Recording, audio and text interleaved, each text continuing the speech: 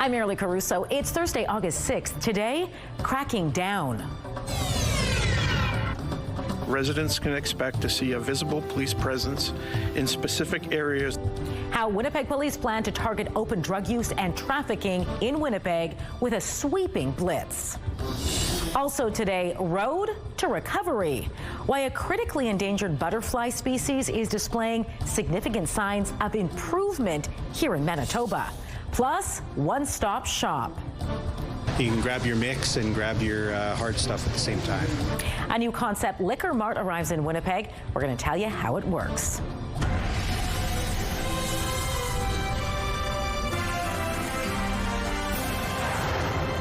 Good afternoon. Thanks for joining us. The crackdown on open drug use and trafficking in Winnipeg is about to resume. Winnipeg police are kicking off a second, longer blitz. Today's news follows a targeted 10-day crackdown back in June, and police aren't wasting any time mobilizing. This latest enforcement effort starts tomorrow in areas where there are ongoing concerns. Residents can expect to see a visible police presence in specific areas that have been identified based on a combination of crime data, complaints, tips, and emergency calls for service, both to police and fire. Officers are also collaborating with outreach workers on calls to help connect people to appropriate services and resources. Chief Bowers acknowledged during the previous blitz, community organizations should have been part of the force's efforts. This round of enforcement is expected to last until November, when it will be reassessed. Meantime, police also released the results of the 10-day blitz, which took place between June 24th and July 3rd. CTV's Danton Unger is going to have those numbers for you, as well as what kind of arrests were made during that crackdown. That's all coming up next hour at 6 o'clock. The Premier has confirmed the province is stepping in to help fund Phase 3 of the city's North End sewage treatment plant project. We're good for $500 million towards the North End water treatment plant. This is a big project for more housing. We got to keep the economy moving here. And not only are we making the investment here, but we've been doing the negotiations with the feds to get them there for their share. And we just want to make sure that the city delivers this thing on budget now. Phase 3 of the massive project is projected to cost some $1.57 billion. It's focused on building a new facility to help remove nutrients from treated water, making it cleaner when it enters the river. The province previously committed more than $432,000 to phases 1 and 2, more than half of which has already been paid out. The first phase was completed earlier this year. The second phase is expected to get underway in the back half of this year, and the entire project is expected to cost more than $3 billion. A city report last month said the new facility is expected to begin treating biosolids by October of 2030 and will be complete by the following March. A driver who was drunk when he hit and killed two cyclists in Winnipeg last September has been sentenced to 8 years in prison. Guldeep Singh Gill was arrested a few hours after that crash on Keniston Boulevard. He left the scene of the high-speed crash, which killed 31-year-old Igor Popov and his common-law partner, 25-year-old Carrie Bonner. The judge handed down the sentence Tuesday. Gill previously pleaded guilty in February to 2 counts of impaired driving causing death and 2 counts of leaving the scene of a fatal crash. Both Popov and Bonner died from multiple blunt force injuries sustained during the collision, leaving their 9-month-old daughter orphaned. The judge also ordered a lifetime driving ban in Canada, based in part on a previous impaired driving conviction in Manitoba. Court heard Gill, who is a permanent resident born in India, most likely faces deportation after serving his sentence. Gill apologized in court for what he described as a terrible and selfless decision. Average home prices continued their upward trajectory across the Winnipeg region last month, even as total sales declined. The latest report from the Winnipeg Regional Real Estate Board shows the average price for a residential detached home rose to about $454,000. That's up 2% compared to July and 6% higher than the 5-year average. The average condo price also rose 2% to just shy of $291,000. Total sales for all listings fell 9% from last July. Shoppers can now load up on groceries and grab a bottle of wine all in the same place. You can grab your mix and grab your hard stuff at the same time. A new concept liquor mart is now open inside Save On Foods at Northgate Shopping Center. It's a bit different, though, from the existing liquor mart express stores. This one will have all of the alcohol behind glass and only accessible by an employee. A digital menu board will list the available products and prices, and shoppers will order, pay for it, and then collect their products through a service window. What this brings here is our great convenience of being able to shop here with, a limited number of employees that still bring that service to the consumer with that knowledge and that product expertise. Manitoba Liquor and Lottery says the store will be managed by 1 to 2 employees at a time. It's also the first fully cashless liquor mart. If this store proves popular with the public, Liquor and Lottery says others will follow. All right, let's bring in Colleen Brady now and get a first look at your Skywatch evening forecast. What are you tracking tonight, Colleen? Well, the potential for severe weather here in Winnipeg in the southeast. You can see that we have this line of showers racing toward Ontario. So Winnipeg and southeastern Manitoba has been under a severe thunderstorm watch for much of the afternoon, issued by Environment and Climate Change Canada. That watch extends over the border into Ontario. I'll show you why we have this watch in effect and what that could mean for thunderstorms ahead over the next couple of hours. And then a look ahead to the rest of this short week and into the weekend already, which is right around the corner. But for now, let's take a look through the CTV Live Eye. It is brought to you by Bath Fitter, your bath and shower experts for more than 40 years. In Winnipeg right now, it's cloudy, and it is, a drum roll please, 26 degrees with the humidex. It feels like 30. Light winds out of the west-southwest at 18 kilometers an hour. The pressure is dropping. The humidity is 52%. Out on the roads on this Thursday afternoon, a live look at the Norwood Bridge. Traffic and trains all moving smoothly there. Hi, which is Icelandic for hi. I'm at the Scandinavian Pavilion here for Folklorama, and I'm hanging out with my buddies. Still to come, we'll introduce you to them and explain what makes them so evil.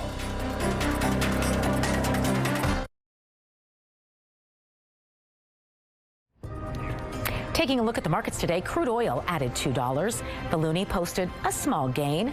Gold futures were up $5.60. The TSX slipped slightly. The Dow Jones dropped 464 points, while the Nasdaq also lost a bit of ground. A critically endangered butterfly is displaying significant steps towards recovery in Manitoba thanks to the release of 199 of them this year. It's called the Powashik skipperling. The dark brown and orange colored butterflies are currently only found in the Tallgrass Prairie Preserve in Manitoba, as well as in Flint, Michigan. Assiniboine Park Conservancy and Nature Conservancy of Canada have been working together to help save this butterfly from extinction. At Assiniboine Park Zoo, conservation scientists are breeding them in a controlled environment before releasing them back into the wild. And this year, it had the second highest release rate in the program's history, pointing towards a positive direction. One really major sign of success is that we released a bunch into a new site a couple years ago, a reintroduction. So they were no longer found in this one patch of prairie. And then the following year, we saw wild individuals there. So that means the ones we released bred, laid eggs, and those eggs survived all the way through to adulthood the next year and were found in that site again. And we've seen that now for 3 years in a row. Pretty exciting stuff. The overall health of the population is showing significant improvement. There is a 19-time increase in observations of them at sites since annual monitoring began in 2018. Meantime, scientists have already collected nearly 800 eggs in preparation for next year's release. A Manitoba family is celebrating their son's legacy with a special golf tournament. The event honors the life of Braden Crotty, a young man who lost his life to addiction. His family says he was known for his kind heart and willingness to help others. In the spirit of those qualities, his family created a nonprofit organization called Braden's Next Chapter, dedicated to supporting addiction recovery. And this year, it's hosting its second annual golf tournament. All of the proceeds go directly to the Bruce and Ann Oak Foundation. It's helped my healing process a bit by getting the word out and letting people know that recovery is possible, it is real. If one family starts a conversation or one person asks for help, then I feel like that's making a difference.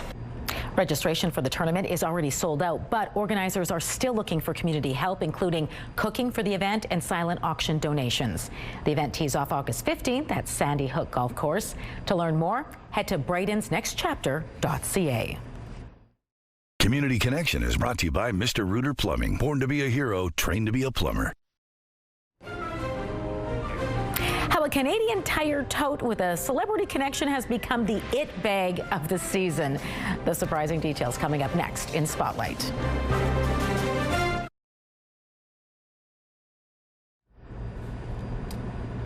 Our tour around the world, courtesy of Folklorama, takes us to the Scandinavian Pavilion tonight, which actually represents 5 countries all under one roof. CTV's Taylor Brock is serving as our tour guide, learning all about Nordic culture today. So Taylor, what can visitors there expect? Christmas, Marilee. I know that might surprise Colleen over in the weather area, but it is Christmas right here in Winnipeg, thanks to the Scandinavian Pavilion. And I am here with Lisa and a few of our Yule lads, which is I'm told, the English translation. Can you tell us who these little guys are? So hi everybody. I'm Lisa. Welcome to our Icelandic room. So these are they're the Jólasveinar.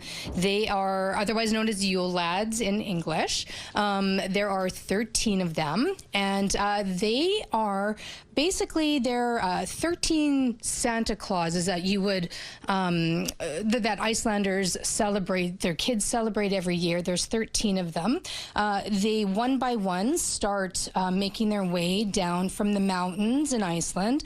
Starting on December 12th, it would be the first one is descending, which I believe is his name is Sheepcoat, I believe. So he would be the first one, and he makes his way down from the mountains, and he basically visits all the children's. He looks for shoes in each of the children's windows, and if they have been good for the year, usually they will receive a small gift from the Yule lad, and if not, they'll generally get a rotten potato. Oh, that's fun. Yeah, that's what I love to get. Exactly. So, yeah. I mean, obviously, as we can see, their names are a little complicated. They're very. We've got, who's this guy here? Which one are you looking at? There is a spoon liquor called something Vooslicker. Thoruslaker, I think. No, I could be very wrong because these are very tough names to pronounce. There's other ones like Askaslaker. He's bowl liquor. So what he'll do is you can just call it Taylor. It's fine. He will sneak into your house and he will lick the bottom of what remains in your Christmas bowl of whatever was put out that evening. So these guys, there's a lot of them. They had to come from somewhere. Yes. Can you tell me a little bit about their mom? Is she a nice mom? No, she is not a nice mom. She's actually quite scary. Her name is Grilla. You can see her here in the display with her husband, Lepaludi. Yeah, don't they look friendly? She's actually pretty mean. She basically will steal children and boil them in her big pot. Yes, okay. Yeah, she's pretty scary. That is not what is going on in the kitchen here, by the way, Marilee. Yes, again, the children are welcome, and they don't have to go in the kitchen. We'll share more of what is all happening here at Christmas at the Scandinavian Pavilion coming up in the 6 o'clock show.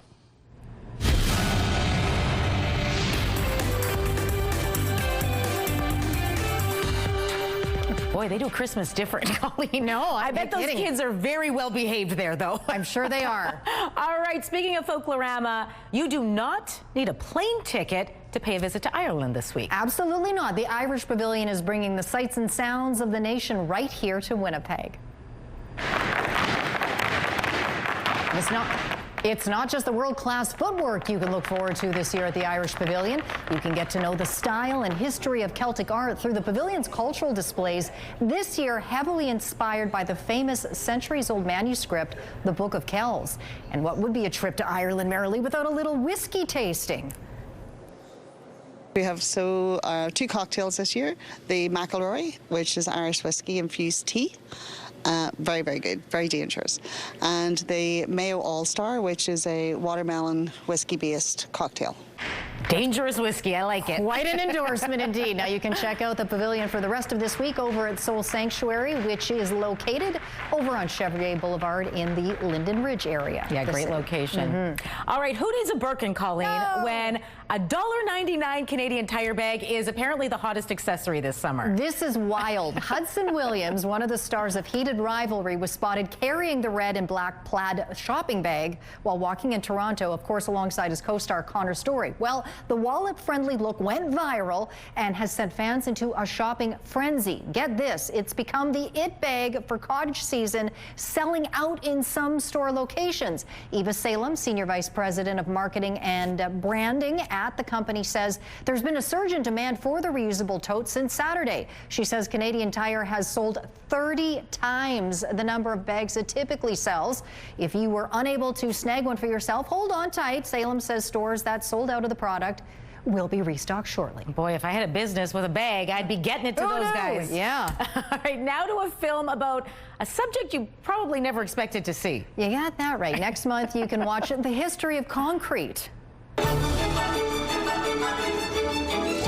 Yeah, we're not watching it dry, though, right? No, literally, though, that is what the film is called, right? It's directed by filmmaker John Wilson, who is the creator of How To with John Wilson on HBO. Now, this is his feature debut and is meant to be the definitive documentary on concrete. It will be in theaters September 18th. Well, one thing I know for sure is it's expensive, so yes, it is. If we can learn how to do it and save some money, it's probably worth it. There you go, and it sounds like it has a lively soundtrack too, so yes. Win-win. Thanks, Colleen. You're welcome. Your Thursday primetime lineup kicks off at 7 with The Big Bang Theory. Children Ruin Everything is next up at 8, and Traders Canada wraps it up at 9. It is all right here tonight on CTV. A live look right down at Portage in Maine. Now, it looks like it may have cleared just a few minutes ago. Emergency vehicles were in the southbound curb lane and first middle lanes on Main Street there. Looks like they're gone now, which is good. So, hey, smooth sailing now through Portage in Maine. Right now in the city, it's 25 degrees. I'll have more on those potential severe thunderstorms coming up.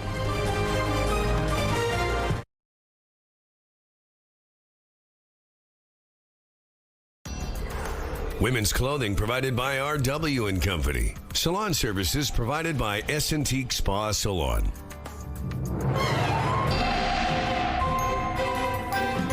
CTV Skywatch weather brought to you by South Beach Casino and Resort. Visit southbeachcasino.ca. Well, we had a low-pressure trough cross southern Manitoba yesterday. Hit the repeat button. It's happening again. Only this disturbance is making conditions more unstable, and there is thunderstorms that are firing off that are actually severe at this point. So we are under a severe thunderstorm watch here in Winnipeg, across the southeast and over the provincial border and into Ontario. But you see where that faded yellow indicating a watch becomes a more solid yellow. And I apologize, this just updated, so some of this area is out of the frame. This area is under an outright severe thunderstorm warning. Here's a look at the severe thunderstorm that's passing right now about 30 kilometers an hour to the north, or 30 kilometers rather, to the northeast of Bloodvein. It's moving 40 kilometers an hour to the east, heading towards Ontario. And so the area under that watch has just expanded, as you saw out there. So this storm looks like it is potentially producing varying sizes of hail, some pretty strong winds, and a heavy downpour. So you can see there where that green turns to yellow and orange, a little bit of pink. That suggests very heavy rain in that location. And severe thunderstorms, or really any thunderstorms, ultimately do have the potential to produce tornadoes. Now, to be clear, though, there is no tornado watch or warning in effect, but that is a feature of thunderstorms, if you will, particularly of the severe variety. Now, it's not outside the realm of possibility. We could see severe thunderstorms develop in other parts of the southeast tonight, including Winnipeg, although it's not showing up here. But such is the nature of the instability over southern Manitoba right now, particularly in the southeast. But you can see across central regions, wrapping back into the north, there are showers and potentially thunderstorms that will fire off there tonight. In the overnight hours, still some showers continuing for the upper two-thirds of the province. The southern half overnight and throughout much of the day on Friday should be sunny, quite warm. And then as we get overnight into Saturday, we still have scattered showers persisting across the northern half of the province right into Saturday morning. Meanwhile, you can see it's drier across the southern half of the province. province. It will be a nice weekend. It's almost here already. 14 is our low tonight. Showers and thunderstorms are certainly possible. Thunderstorms that do develop do have the potential to become severe tonight in Winnipeg.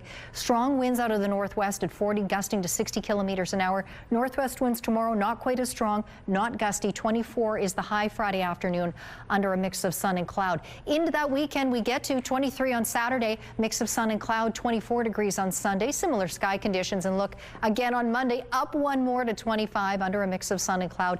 Then we start to see more instability return Tuesday, Wednesday with the chance of showers both days. Up to 25 we go on Tuesday, 23 by Wednesday. So you see that mid-20s, 23 to 25 all throughout that forecast period, and overnight lows between 12 and 14 degrees. Let's take a look at our first weather photo and a look at that bumblebee in that flower. That is from Enza out in St. Germain South. And a pair of pileated woodpeckers climbing up this tree in St. Boniface here in Winnipeg. That photo is from Sonia. Send us yours to Winnipeg Weather at ctv.ca. Skywatch Weather Pick of the Day brought to you by Provivo, Winnipeg's first and only longevity medicine clinic. Redefining health, performance, and aesthetics. Provivo.com. A legislative assembly building in central western Brazil had some unexpected and uninvited visitors. Take a look. Yep, I'm not sure really what they were looking to do at the legislative building, but how could you not want to welcome them in? Of course. A worker at the building captured this video of the Capybaras calmly, just roaming the halls. Apparently, Colleen, this is not the first time they've welcomed themselves around these halls of the government building. Yeah. They got an appointment with somebody, I'm sure. They have legislation to pass. Yeah. In case you're wondering, capybaras are the world's largest rodents and are obviously pretty chill as well. Yeah. Yeah, they are, I guess they're a rodent, but they are, I guess, cuter. Why are the big ones not as scary as the little ones? Maybe up close. Because they walk slower. Maybe if the little ones walk that slow, they would. I guess so. They would make me run and scream. Yes. Well, yeah. All right, that does it for us this hour, but we're back at 6. Hope you'll join us then.